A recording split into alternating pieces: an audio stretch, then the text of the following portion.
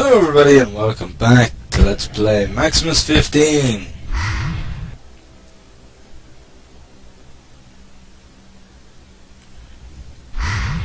So, we're still in this level called Ribs. What a terrible, terrible name that it is.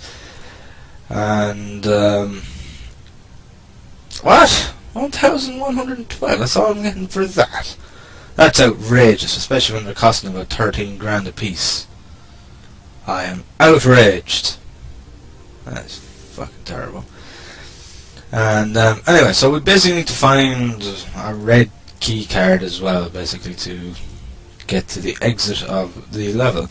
Now, at the end of the last episode, I was talking about an MMORPG called RF Online, which is basically short for Rising Force Online. And it was a sci-fi MMORPG.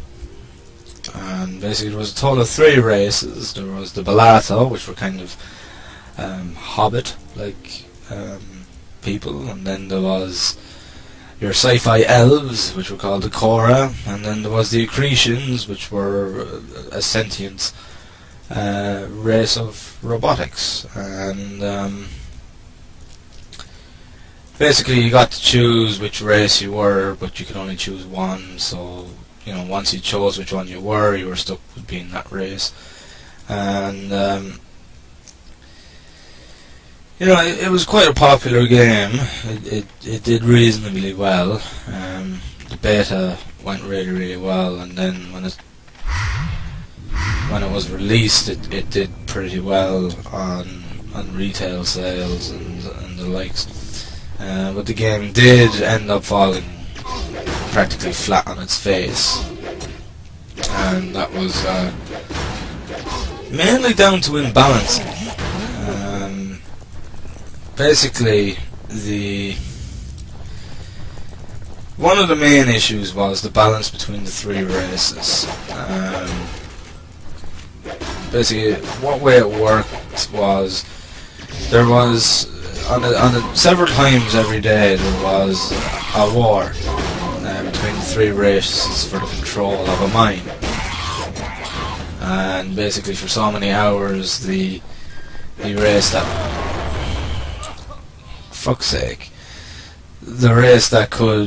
won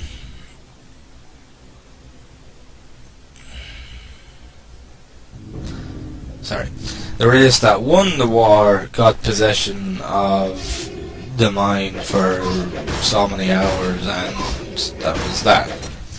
And basically it was a really good source of getting money. I think you used the ore for crafting as well, if I remember correctly. And yeah, so that's basically why. But the races were severely imbalanced, both in numbers and in actual development, like by player numbers and by development standards. And most of the reason for the player imbalancing was because the Bellato had the ability, well, they basically had one specific class, which was called a driver, and they were able to basically pilot big ass mechs. And these mechs were seriously overpowered and really made things, you know, difficult for the other races. So when it came to the war, the Bellato were winning out of sheer and utter numbers and power because of the mechs. Because, like, it was, you know, for nearly every 5 Accretians there was about 3 mechs, and for every fucking 10 Korra there was about 8 mechs, because it was very few actual Korra players for some strange reason. But these mechs were just so overpowered that it was just destroying the other races. And despite the fact that with each war a race won in a row each time, like, you know, there'd be a penalty put against them where they'd be a bit weaker whilst the other races would be a bit stronger and things like that. And it caused a serious imbalancing between all the races. And this continued on anyhow, and you know, people began to get a little bit pissed off and things like that. But it wasn't just that which made the game imbalanced. When you started off the game, you started in your town map, and you know, basically it was your starting off training grounds and getting the hang of the game and everything else.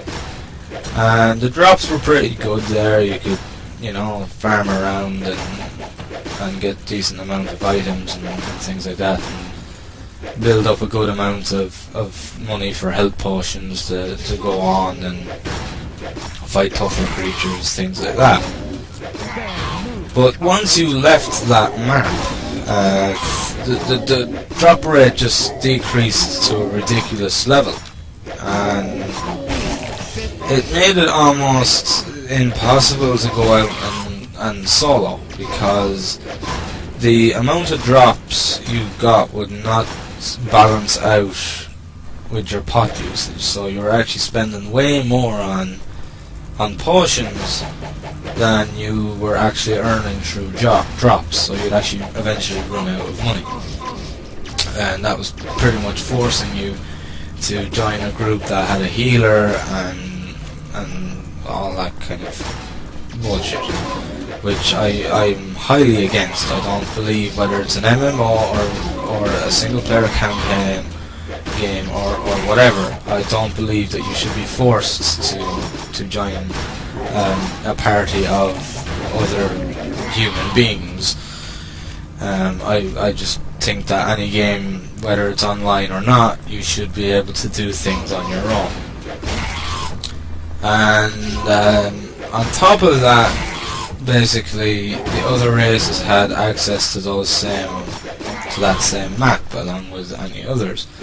So you'd often get people other players from the other races coming around and basically fucking killing you all the time as well, and it just, all this put together was just very, very frustrating. And this imbalancing was never really resolved. I mean, they did try a couple of different things to try and balance out the races, but it never truly got anywhere, to be honest. The races were never truly balanced. And in the end, the Bellato ended up outnumbering the rest of the races, probably about 5-1, and it just caused problems. And you know, the developers weren't, well, they weren't the actual developers. It was originally a Korean game, I think, or at the very least it was an Asian game, and Codemasters actually brought it over to Europe and America, and they weren't sure how to deal with this, because you know, people were leaving because of it and everything else, and you know, like, they didn't want to play as the Bellato, they wanted to play as the Accretions, or they wanted to play as the Korra, or whatever. But this thing of just this imbalancing just caused a massive ruckus, and it caused people to leave and everything else. And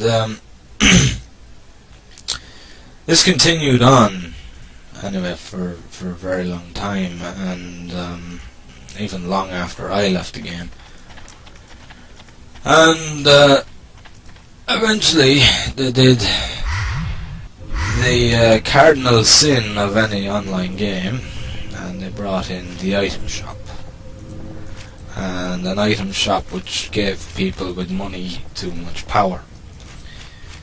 And what ended up happening was that the people that had more sense than money, or sorry, more money than sense, not the other way around, just began to get such an upper hand over those that were playing the game as it was meant to be played. And before we knew it. The game just went flat on its face. It ended up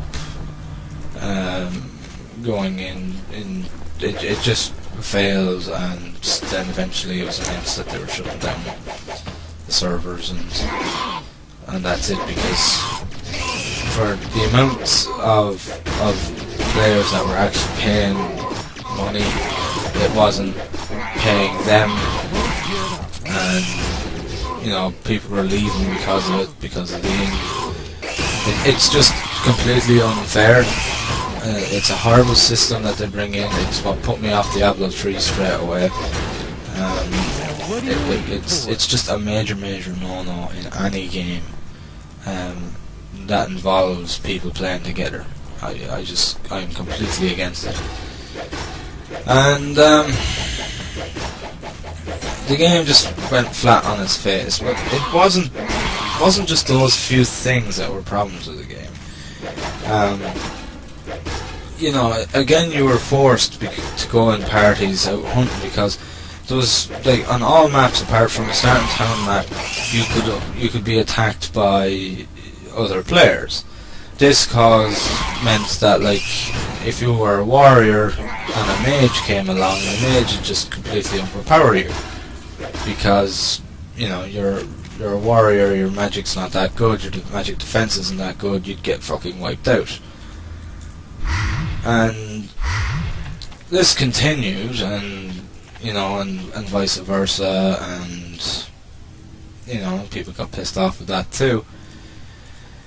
And there was also this thing where a starting player could actually completely and utterly gank their character to a point that their character would be so weak at later levels that they might as well start from scratch, because basically they had this system called PT system, and it was a skill system essentially that allowed you to basically, like, there was melee, there was defense, there was ranged, there was magic, things like that, and every character could use magic and everything to a point, but they wouldn't excel in that field apart from what their class was meant for. And unless you actually went out and trained your magic, trained your range and everything else, you would be really, really weak against those things, and you could easily just ruin your character without even knowing that you're doing it. And that too pissed off quite a lot of people. So yeah, the game ended up falling flat on its face, but that doesn't mean to say that it wasn't well received and that it didn't do well in, say, its opening few months or whatever, because it actually did do very, very well, which shows that there is an audience for sci-fi MMOs, there is an audience for sci-fi games like this. It just needs to be done right. That's the only thing. It does just need to be done right. There was another game, and I can't remember what it was called. It was, I think it was called 2029, something like that. I can't quite remember. And it was basically it was a 2.5 isometric type game, kind of like Legend of Mirror and Myth of Soma and kind of Diablo 1, Diablo 2 kind of style, and that did pretty well. As far as I know, it's also still going, and it's done well. It is free to play. I think there's an item shop in it, but it's not an item shop that destroys the game either. So it's quite popular. I wouldn't say that it's the servers are very, very full or anything like that. I wouldn't go to that extent of saying that it's a massively popular game. But you know, it's not a bad game. But again, you're forced into joining parties and instances and things like that. And I wouldn't mind if the instance didn't have a fucking timer. Okay, fair enough. Like, you know, you should probably get a certain amount of time. But, you know, I mean, like, enemies were just too tough to do it on your own, and you had to do the instances and things like that. And it was just fucking painful. But you know, it was a pretty good game at the same time. However, there was another game. Again, it was an MMO, but it wasn't sci-fi. But it took the you still had to do instant dungeons. And this game was called Decoron. I think it was also known as Two Moons, or something like that, I think. There was several names for it anyway. But the European version of it was called Decoron.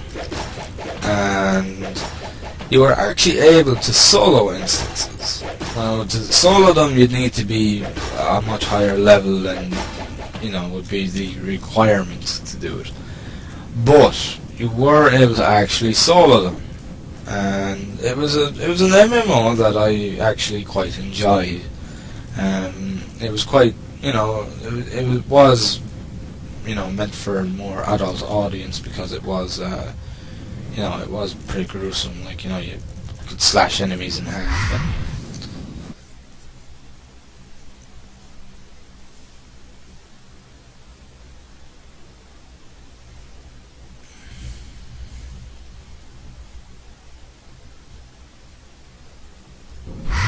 You know, you could hack enemies in half and things like that. But whoa, what the fuck is this? Seems like these creatures are taking over the place by the looks of it. But yeah, it was quite a good game. The drops were always reasonable, no matter where you were. They were always pretty much the same. They were good drops.